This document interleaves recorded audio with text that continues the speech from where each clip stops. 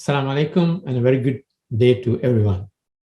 Thanks for joining the Halal Travel MIHAS Summit, which is hosted by CrescentRating in partnership with MIHAS. I'm Fazal Bahardeen. I lead CrescentRating in HalalTrip.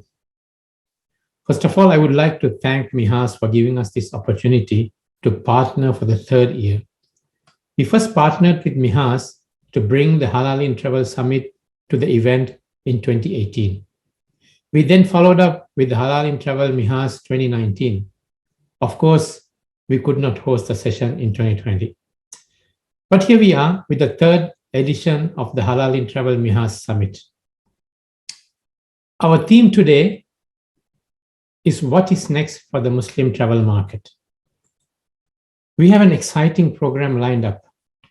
I will start off with 4 areas that all stakeholders should look at in preparing for travel reopening.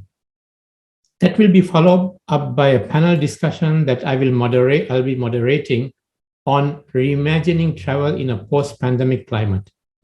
I will have Monica Sanchez from Spanish Tourism and Dr. Nisha Abubakar from the Elevated Consultancy and Training for that session. Then Nurul Ain Azhar from CrescentRating will talk about the forced displacement, a reality for millions of women. And that will be followed by a panel discussion on women in travel, moderated by Rauda Zaini from CrescentRating and HalalTrip. The panelists for that session will be Samia Omar from Halal Safaris, Akasia Diana, and Noor Amira Shamimi from Women Travelers Malaysia. So let me start off with my topic for today. I want to cover 4 key areas to look at in planning for the next phase of the Muslim travel market. As we continue our collective struggle to overcome the pandemic, we are all hopeful that we will see some level of travel recovery soon. So as we plan for the next phase of travel, I would like to share with you 4 tools or models that we have developed during the last few years that will help prepare for the future. These are the Halal Travel 2.0 key drivers, Halal Travel development goals, ACES criteria, and the travel readiness indicators. Let's look at the Halal Travel 2.0 key drivers. In the 2019 GMTI report, we identified the different phases of the Muslim or Halal travel market. We saw the emergence of this segment sometime in 2008, 2009. As we moved along, somewhere around 2013, 2014, the travel industry embraced this segment as an important segment within the travel economy. As the market continued to grow, more and more businesses and destinations were seriously including this segment in their strategic plans. We projected that 2019 would be the start of Halal Travel 2.0, which will be driven by 4 key drivers: technology, social activism, demographics, and environment.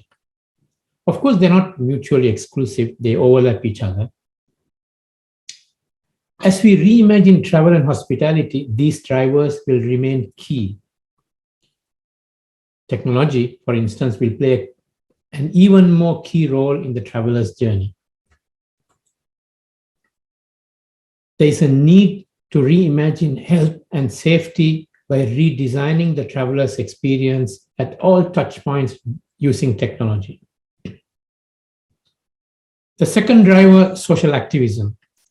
We have already seen this pre-COVID and covered it in some of our reports. Especially the younger travelers are increasingly looking to make a social impact. That leads me to the third driver, which is the demographics. The median age of Muslim population is only 27. 60% of the population are below 35 years. So a younger and a growing population will help you redefine the next phase of travel. The fourth driver is the environment. The socio-economic environment will have a major impact on how the travel market will evolve post-COVID. We projected how Halal Travel 2.0 would be different from 1.0 in our report in 2019. Most importantly, we see that the interactions with travelers will be moving away from transactional to managing relationships.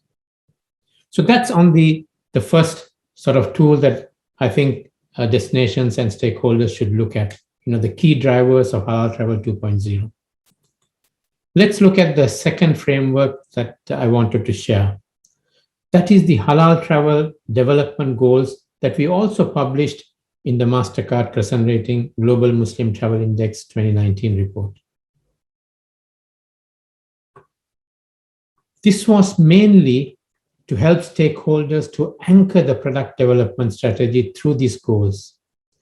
Industry innovation-driven approach, well-being and sustainable tourism, and so on. So I think this model will help product development to look at product development through these 5 development halal travel development goals. The third model is the travel readiness indicators that we published in the GMTI 2021, just a month ago. Apart from the GMTI ranking this year, given the COVID crisis, we wanted to correlate the top GMTI destinations with travel readiness indicators. That's how we came about developing the travel readiness indicators framework. So based on the destination's health and safety, we developed a model to look at the measures in terms of prevention, detection, and control by the destinations. It is important to monitor these travel readiness data when preparing for travel reopening.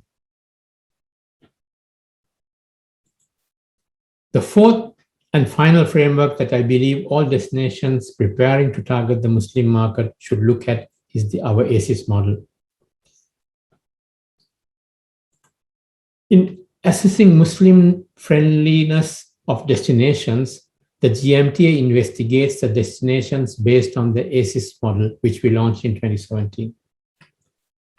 Destinations will be able to benchmark how they are catering to the Muslim market using the ACES model.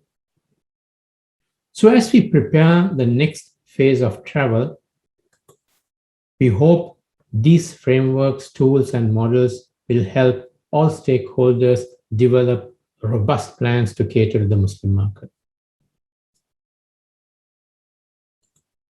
We had also released the Crescent Rating playbook some time ago, where we have put together all the models and tools that we have developed over the last 10 to 13 years. You can download it at CrescentRating.com.